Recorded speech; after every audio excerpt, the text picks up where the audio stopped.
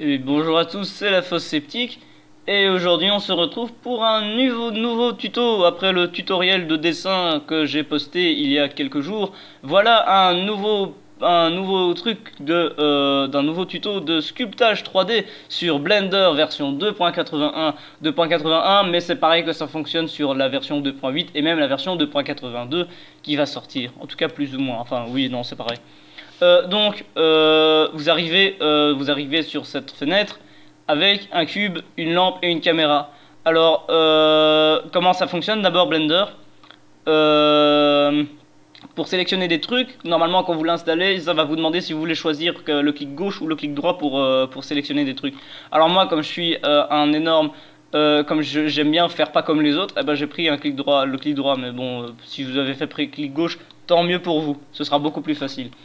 La première chose à faire, pas seulement dans un sculptage, mais dans tout projet sur Blender, c'est de supprimer ce cube. Supprimer ce cube par défaut. Ce truc ne sert à rien. Même si vous avez besoin d'un cube, l'Organisation des Nations Unies a fait passer une loi en 1987 qui soumet à la peine capitale la personne qui supprime pas le cube par défaut quand il allume son projet. Du coup, pour le supprimer, vous faites comment? Bah, delete ou X et puis delete. Donc delete est plus rapide, donc ouais, faites-le. On n'a pas vraiment besoin de la lampe ni de la caméra, donc je peux les supprimer aussi. Soit en passant, pour sélectionner plusieurs objets, soit bêtement je click and drag pour prendre tout, soit je prends un truc et puis j'appuie sur shift et je prends l'autre truc en même temps. Delete, paf. Donc on a notre truc. Alors j'espère que vous connaissez plus ou moins les logiciels de 3D. On a l'axe X, on a l'axe Y, on a l'axe X c'est-à-dire la largeur, on a l'axe Y c'est-à-dire la profondeur, et puis on a l'axe Z, le bleu, la hauteur. Donc maintenant j'aimerais sculpter, mais sculpter, je ne peux pas sculpter sans objet. Alors je vais rajouter, en appuyant sur Shift A, je vais rajouter une sphère, tiens, paf, une sphère. Si jamais je veux elle est un peu petite, du coup j'aimerais bien la faire grandir. Donc j'appuie sur S et puis je jusqu'au moment où elle est assez grande à mon goût. Imaginons que je veux en avoir deux, je fais Shift D pour dupliquer et paf ça le duplique. Et si jamais vous voulez faire ce que je viens de faire, c'est-à-dire annuler quelque chose, eh ben vous appuyez sur clic droit alors que vous êtes encore en train de le faire. Exemple, là je bouge mon truc mais je ne voulais pas le bouger. Alors tant que j'ai pas quitté ce mode de translation, eh ben j'appuie sur clic droit et il revient là où il était. Ou alors le classique CTRL Z. Mais bon, CTRL SHIFT Z pour revenir.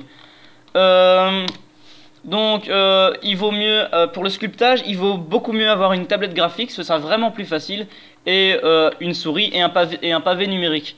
Donc vous êtes maintenant avec cette sphère et vous voulez sculpter quelque chose sur cette sphère. Alors je préviens déjà, ce tutoriel ne va pas être là pour faire oulala je fais des trucs jolis sur Blender. Non, ce sera vraiment juste pour expliquer comment sculpter parce que je suis pas vraiment doué et ouais voilà. Donc vous voulez sculpter, et ben avant il fallait rentrer dans le mode de sculptage. Mais maintenant c'est beaucoup plus simple. En haut il y a plusieurs workspace et donc là il est marqué sculpting. Donc vous allez sur sculpting et paf, vous arrivez là-dessus. Mais cette interface est plutôt moche. Et honnêtement, c'est beaucoup plus stylé si vous allez ici sur la petite flèche à côté. Donc ça, c'est les trucs qui permettent de changer la façon dont sont rendus les objets. Là, c'est en wireframe et donc ça veut dire que vous voyez que les lignes entre les faces, etc. Là, c'est en vue solide où tout sera de la même couleur. Là, ce sera la vue en fonction du matériau que vous avez choisi. Donc, si jamais vous avez dit que la sphère était censée être rouge, eh ben, elle s'affichera en rouge. Et puis ici, on a la vue rendered, qui est la vue qui sera dans le rendu, qui sera plus ou moins comme ça dans le rendu final. Moi, ce que je vais garder, c'est que je vais garder la version solide parce que et je vais aller ici dans Matcap. Ici dans Matcap, je vais choisir un truc vraiment bien sculptage qui ressemble vraiment comme à la terre glaise, celui-là, parce qu'il est vraiment stylé. Mais c'est pas cool de bosser avec ces faces très moches. Comment je peux faire pour que je puisse aller dans plus de détails? Parce qu'en fait, tout objet en 3D est composé de points, d'arêtes et de faces que vous pouvez sélectionner différemment avec ici la sélection de points, la sélection d'arêtes et la sélection de faces. Mais le truc en fait c'est que le sculptage ça permet pas de magiquement rajouter des trucs ou les enlever en fait. ça bouge seulement, la position des points et donc de là la position des arêtes et des faces. Et donc si jamais vous n'avez pas beaucoup de points, vous n'avez pas beaucoup de liberté non plus en fait. Donc comment faire pour rajouter des points? Parce que si jamais je fais ça, eh ben c'est pas très, comme vous voyez, c'est vraiment pas du tout détaillé en fait. Eh ben il y a deux écoles de pensée. On a d'abord, si jamais je retourne dans le truc layout, donc ici vous allez ici dans la petite clé à molette. Et ça c'est la première école de pensée. La première école de pensée c'est on va rajouter un modifier qui s'appelle multi-résolution. Alors multi-résolution, ça permet de rajouter donc si jamais, et puis vous appuyez sur subdivide, subdivide, subdivide, et là on a vraiment une sphère très smooth. Et qu'est-ce que ça fait ce modifier? Eh ben en fait, ça permet de garder la structure de base, mais de rajouter ça permet de rajouter des points virtuels, mais ça permet de rajouter des points virtuellement comparé au subsurf modifier, mais ça c'est autre chose. Et donc cette méthode est bien pour plusieurs raisons. Un, ça permet de, si jamais je l'applique par exemple, ça permet d'avoir vraiment des points uniformes. Et donc pour l'animation c'est vraiment beaucoup mieux parce que l'animation aussi c'est vraiment que bouger des points.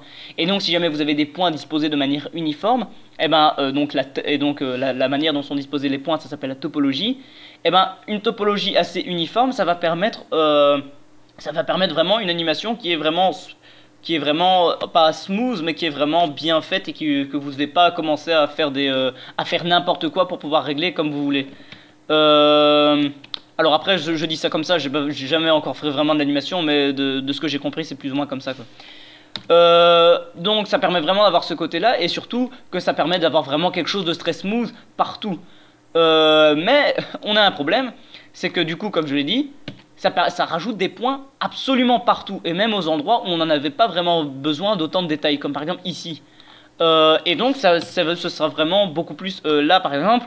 Le nombre de triangles au total c'est de 63 488 et ça prend 195 mégas de ma mémoire RAM. Ouais bref. Et donc ça demande quand même un sacré travail de votre ordinateur de rendre tous ces points en même temps, surtout la carte graphique.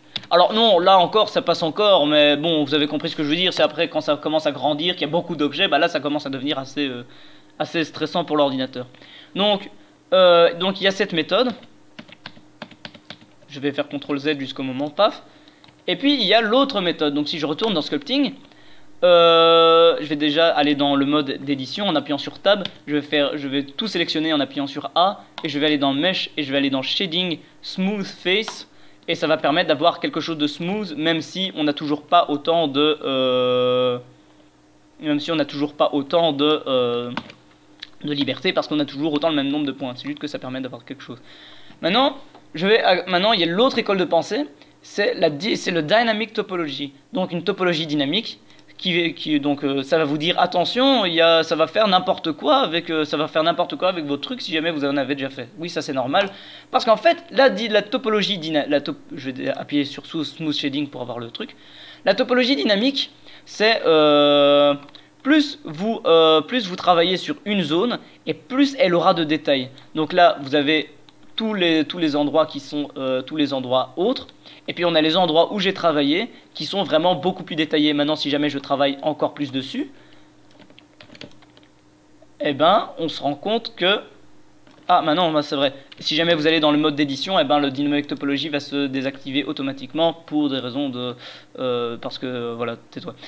Si jamais maintenant je continue à travailler sur cette partie ici, on se rend compte que c'est encore plus détaillé que l'endroit où j'ai travaillé avant. Donc c'est au secours, c'est sympatoche parce que ça permet vraiment d'aller dans autant de détails que tu veux, tout en faisant plaisir à l'ordinateur, parce que toutes les parties qui n'ont pas besoin d'être détaillées, comme ici, eh ben restent peu détaillées. Mais le problème, c'est que si jamais vous voulez animer ce personnage, eh ben la topologie est vraiment dégueulasse. On a ici des endroits ultra détaillés et ici des endroits pas très détaillés. Et donc du coup ici vous pourrez faire vraiment des mouvements très précis dans l'animation, Mais ici, si jamais vous bougez ça, et ben ça va bouger ça en même temps, ça va bouger ça en même temps quoi. Alors que ici, si jamais vous dites je veux juste ça, et ben ça va bouger juste ça et les petits trucs alentours. Donc ouais, c'est bien si donc moi de ce que je dis, même si je suis pas vraiment du tout un expert là-dessus, si jamais vous voulez faire juste une pose fixe et juste faire une image, alors oui, allez-y pour la topologie dynamique parce que ce sera vraiment beaucoup mieux pour votre ordinateur. Maintenant, si jamais vous voulez faire une animation, eh ben ah bah non, c'est vrai, si jamais j'active pas la topologie dynamique, pof.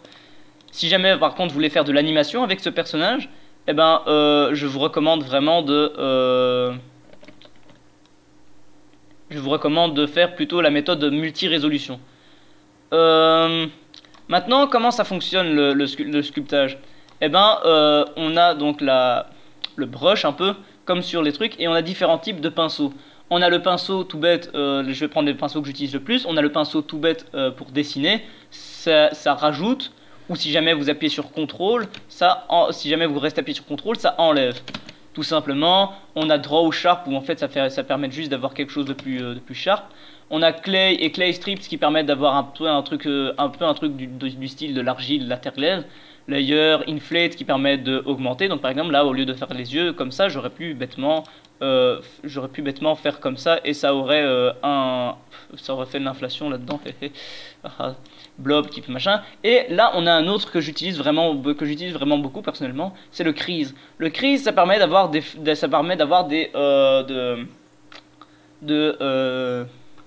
rendre le truc, bah voilà, ça fait ça en fait, il y a l'image qui montre plus ou moins comment ça fait. Donc là par exemple on a vraiment un œil qui fait je vais montrer, qui fait, oh aïe, au secours, je vais aller dans le mode layout. On a vraiment un œil qui fait comme ça, alors que normalement un œil c'est, enfin non, j'en sais rien non plus, mais bon, j'aimerais bien que ce soit comme ça quoi.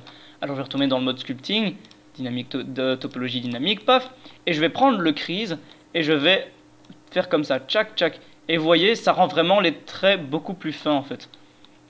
Et donc ça permet par exemple de faire des rides ou des trucs dans ce style là, bref, vous avez compris quoi. Pack, et ce qui est bien c'est en gros les contours un petit peu, on s'amuse un peu avec quoi. Alors vous avez remarqué que quand je fais quelque chose à gauche, ça le fait à droite aussi. Pourquoi? C'est parce que par exemple là pour un personnage c'est vraiment très utile. Si jamais c'est où maintenant? Si vous allez dans oh, bah j'en sais rien. Je vais faire pause le temps que je trouve. Ah mais non, je peux pas faire pause sur OBS. Ah bah merci OBS.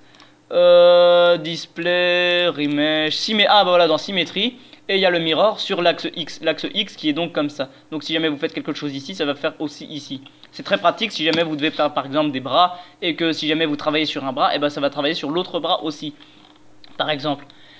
Donc maintenant aux autres pinceaux, on a le smooth. Le smooth qui permet de rendre les trucs plus smooth. Exemple ici, là c'est cool et tout, mais c'est quand même sacrément moche. Du coup là, j'ai pas envie de m'amuser à faire plein de trucs. Du coup, je vais appuyer sur F pour changer la taille du brush. Et puis je vais faire wouh. Alors là, ça a fait beaucoup trop fort. Mais c'est normal, c'est parce que je suis avec une souris pour l'instant.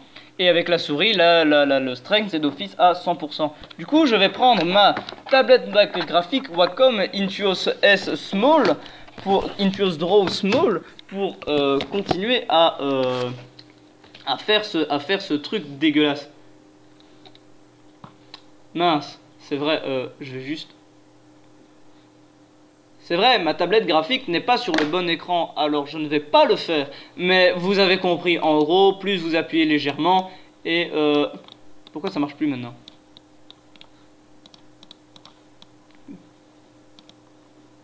Pourquoi ça marche plus? Ah, voilà. Bon, je vais me tuer, mais c'est pas grave. Plus vous appuyez légèrement, et plus c'est censé... Enfin, voilà, quoi. C'est censé faire moins d'effet. Mais bon, là, ma souris a décidé de faire... enfin, le Blender a décidé de faire non, tais-toi. On a Flatten qui permet de rendre plus... Ah bah allez. Ah bah allez, d'accord. Ouais, bon, ça veut pas. Mais bon, bref, on a fill qui permet de remplir, mais un pinch que j'ai utilisé une fois qui était sympatoche, ça permet de... Au secours, pourquoi ça veut plus maintenant? Paf, pouf. Ça permet de prendre les traits et puis les rendre beaucoup plus, pas plus fins, mais genre... ouais, voilà, ça permet de faire ça. Boum. On a grab qui est vraiment très utile, ça permet de prendre les trucs et les prendre avec. Donc imaginons là l'œil, je trouve qu'il est pas assez centré, je le centre un peu. Dans le même style, on a elastic deform qui déforme de manière plus ou moins élastique. Et voilà. Alors vous pouvez voir là le centre au milieu, le petit centre, le petit cercle c'est l'impact direct et le grand cercle c'est l'impact à côté. On a Snake Hook qui marche de temps en temps, qui permet de faire, par exemple, je sais pas moi. Ouais, voilà, comme on le voit sur l'image. Donc, par exemple, pour faire une petite queue, eh bah, ouh, mais bref, non, ça marche pas très bien, mais bon, vous avez, ouais, ouais, bon, bref, ça permet de faire des trucs, quoi. Mais je l'utilise pas trop souvent parce qu'apparemment ça ruine la topologie et donc je préfère pas, quoi. Et en gros, c'est plus ou moins tout ce qu'il y a. Après, il y a vraiment plein de... Après, il y a vraiment plein de broches. Du coup, essayez-les une par une, quoi. Et ouais, donc voilà, c'est comme ça que ça fonctionne. Je dessine quelque chose avec le draw, puis je le crease avec le crease. Et puis, oh mince, c'est vrai que si j'allume pas la dynamique topologique, ça va pas rien faire. Et puis je le crease, et puis je vais dans la vue de côté en appuyant sur 3, et puis je fais des trucs, et puis voilà quoi. Honnêtement c'est tout. Alors ouais, c'est beaucoup plus facile avec une tablette graphique. Parce que voilà, c'est la même chose. Pourquoi dessiner c'est plus facile avec une tablette graphique? Parce que c'est comme un pinceau MDR. Et là j'ai vraiment mon smooth qui veut vraiment pas mal. Oh là là, ça m'énerve. Ouais non, bah ouais non. Maintenant je vais un peu montrer si jamais je vais un peu supprimer ce machin, je vais rajouter bah oui, une sphère. Non, ou un donut, non même. Je vais rajouter un singe. Paf, c'est une des formes de base, c'est Suzanne. Et je vais rajouter le modifier multi-résolution. Je vais appuyer sur Subdivide 3 fois pour avoir 3 subdivisions. Puis je vais aller dans toutes les faces et puis je vais faire Mesh Shading Smooth, comme ça c'est smooth. Puis je vais aller dans Sculpting et puis après je vais faire des trucs genre je sais pas moi. Ouh là là, j'ai envie de lui dessiner, je sais pas moi, une croix gammée sur l'arrière de la tête. Du coup je prends le truc draw et ça veut pas, mais bon tant pis quoi, voilà. Et puis on n'a pas tout ce qu'on veut dans la vie. Paf. Et là par contre là j'active pas la topologie dynamique. Il a vraiment pas envie de me faire plaisir là par contre. Et sinon ouais, j'ai appuyé sur clic droit et ça m'a fait cette abomination sans nom. Bon allez,